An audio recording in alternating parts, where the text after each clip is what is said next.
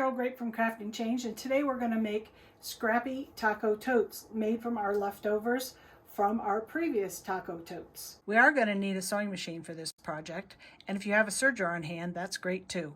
You'll also need fabric clips, a cutting grid, a ruler, snips, a marking pencil, pins, a rotary cutter, an iron, an ironing board or mat, and a cutting mat. If you've made taco totes in the past, you probably have a lot of leftovers that are the length of 8 inches that were used for the brim of the tote. You'll have a lot of pieces that are about 15¼ inches long that were for the body of the taco tote. And you also might have some salvage to salvage strips that you've used that you have left over from other projects. These are all great things to use to make these totes. Basically what we're going to do is we're going to use a sew and go method. This is our liner fabric for the tote. We're going to do the sew and go method for the body of the tote. What we'll do is we'll put our first piece down face up on the back side of the liner fabric. The next piece we will place on top. We're going to sew this, then we're going to flip it, and we're going to iron it down. We're going to continue all the way across this liner fabric. One of the things I suggest you do is to square up your strips before you get started, specifically getting rid of the selvage edges off your pieces so that you have nice straight lines with which to sew. All of our Scrappy strips are going to be different widths, so don't worry about that, because really what you want to do is make sure it covers the full size of your liner fabric, which is currently cut 15¼ by 34 inches. Again, I'm face side down, and I'm laying out my wacky fabrics, making sure that they're all at least the 15¼ inches long, and then making sure that I overlap at the end enough, because you're going to be sewing 1/4 inch seams on all of these. I'm now going to take this to the sewing machine, and starting with the beginning strip, start sewing each strip to the next strip. I did want to mention a couple things in this process. When you're sewing along the edge, you're going to see this liner fabric. You're not going to be able to see the bed of your sewing machine. So you want to have your foot be 1/4 inch wide so you can see where you're going. The other thing I wanted to mention is the right side up, upside down. I'm going to make this the top of my bag because my boots are in the right direction. Now I want to make sure that this next image is going to be in the correct orientation before I sew it on. I now have all my strips sewn down and ironed down to the liner fabric. I made sure that my last piece overlapped. One of the things you want to keep in mind is not to have too skinny of a piece at either end. If you have skinny pieces, try to put them in the middle of your project. Next, we're going to take this and we're going to square it up. First, what I did is I made sure that that overlap of my last fabric was cut off to match the edge of the liner fabric. I folded my piece in half, and now I'm going to trim it up square and on both sides, so that we have cut off all the extra bits of fabric that that came over the edges, and then we have a nice clean square edge. I'm going to flip this over and cut the other side. We're now going to set this aside, and we're going to work on our band. We're going to utilize our 8-inch pieces of fabric. This time we're not going to sew them on a base because that would make it too thick. So these pieces are just going to be sewn to each other and ironed out. We're going to make sure that we go for the 34 inches. And again, we want to trim all the salvage edges off and make sure these pieces are squared up before we lay them out. I did another crazy bit of strips, and I made sure that they are as long as my base fabric. I'm going to trim this down a little bit, but I'm going to square this up first. One of the things I do want to mention is that I ironed all of my seams in one direction. I think it will make it much easier and smoother when we go to stitch it all together later. When squaring up the border piece, I actually take it over to my iron and iron that one seam flat that's about in the middle of the whole strip, and I'm going to line up my stitching with my grid, I am going to trim as close to the edge as I can to get it all square. We are going to be a little smaller than that 8 inches, but I'm not going to worry about it because again, we're using scraps. And there we go. Now that this is squared up, I'm going to take this back to my iron my seam back down. I'm not going to trim this off yet. I'm going to wait until we start laying the piece out because I want this end to be this wide. I'm going to actually do scrappy handles with the scraps left over from previous handles. I like to cut my handles 5 inches wide and then fold them. If you've cut yours at 4 inches wide, don't worry about that. Put those together. We're going to put them together similarly to what we did for the top band. For the handles, once we've stitched them together, we're going to iron the seams open because we're going to be folding it up, and if they're all folded in one direction, it'll be way too thick on our sewing machine. What I do is I fold my piece in half, I tuck this edge in, I iron that down, I flip it over, I tuck the other side in and iron it all down, and we're ready to go. What I'm going to do is I'm going to cut it somewhere between 27 and 31 inches. On this one, I'm going to decide if I want them even on both sides. I think I do. But you could actually cut it so this was a shorter black and white and this is a longer black and white. But that's all up to you. It doesn't matter. Then we're going to take this over to the sewing machine and sew it down both sides. We do not need to finish the edges because these are going to be tucked into the taco tote. Well, this is the fun part. We get to start assembling this. So what I'm going to do first is I'm going to make sure that my top border fabric is right side up. Notice that her head is right side up. I want it facing up towards me. I'm going to take my liner fabric right side up. I'm going to line up this edge carefully. I'm going to be trimming that off later, so I'm not going to worry about that. And then we're going to lay our straps on, and this is when you're going to need your clips. The straps, because this is 34 inches long, the straps go at 5 inches, centered on 5 inches. So what I usually do is I clip these on first, 5, and then centered on 12, centered on 22. I'm utilizing my yardstick here.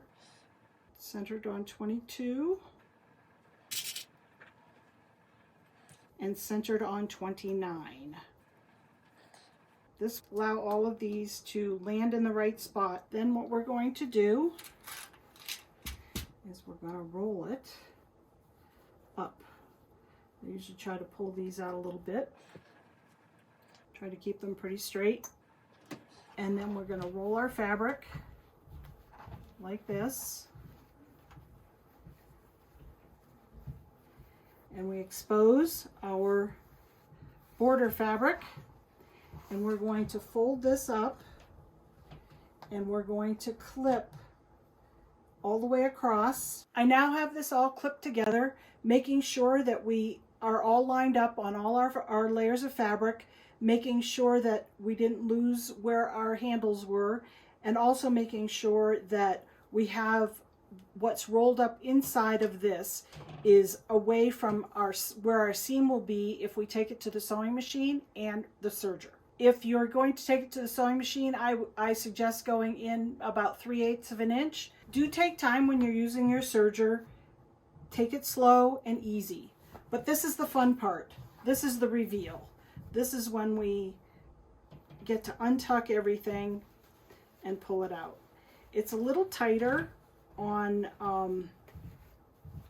when we're using our scraps because we've got extra seams, and our tube that we're pulling out of is a bit smaller than that 8 inches. So you kind of have to work it around. Sometimes it's a little tough getting around the handles.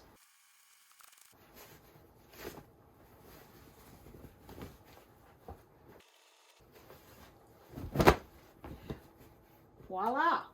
I took this over to my ironing board and ironed from the back first to flatten this out here. Then I brought it around to the front, ironed this up, and then ironed my top parts really flat. Then I turned my straps up and ironed along here. I'm going to take this over to my sewing machine and start here, double stitch back here, come up the side, double stitch here, and come back down and finish off at the end. I do like using these quilt pins to hold this in place, but you can just use regular straight pins. But I try to get these nice and square. The straps are now sewn down carefully. Now what I'm going to do is I'm going to line up my straps face to face. And I did already trim the edge so it lined up with my straps. I'm going to clip the ends, clip the edges together. And at this point, I take this to my serger. If you do not have a serger, you can stitch down the side, and then I highly recommend doing a zigzag stitch along the edge so that it won't fray. If you do use a serger, you want to cut off that little bit there and then use either this serger tool to pull your threads through, or you can always use a needle, like a tapestry needle. Pull that back through. This will keep the serger thread from unraveling. Now what I'm going to do is make sure that my bottom is pretty square. Again, I'm lining it up on the grid of my board, but you can also use your tool, and wow, looks like this is pretty straight. So I'm going to just leave it now. I'm going to also serge this, but again, you could do the same seam that you did the last time. After I've serged the bottom, I also tucked my threads back in like I did on the top, because we're going to keep the bottom of this together. To create the box bottom, I turn one of my seams in this direction, I turn the other seam in that direction, and I line them up and clip them. I usually take it over to the ironing board and iron it flat. On the side that doesn't have a seam, what I do is I iron it so that I have a center line.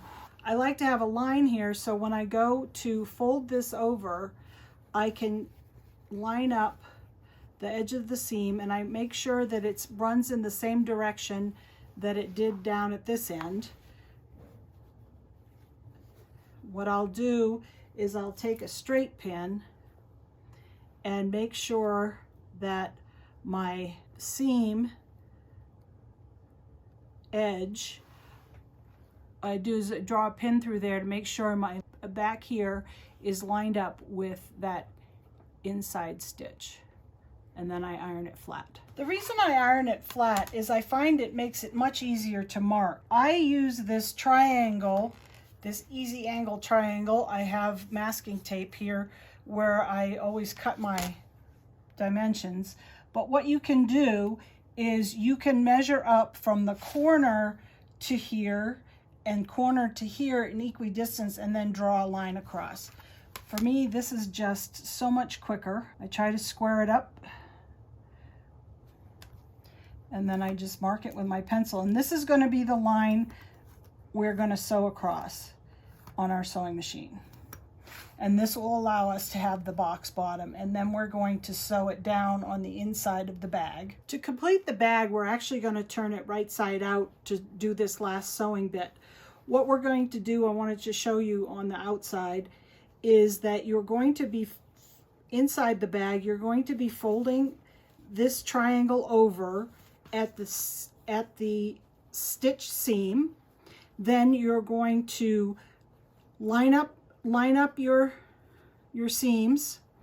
You're going to start at one end, you're going to back stitch here, then you're going to come across the center on your hem. Before you get to the other side, you're going to want to make sure to fold that and pull it taut, again lining up your seam. You're going to come across and you're going to back stitch and you're going to snip your threads and you'll be done. This is what the inside of your bag will look like, all stitched together. You'll just turn it right side out and square up the bottom. We have our completed bag. Hope you enjoyed it.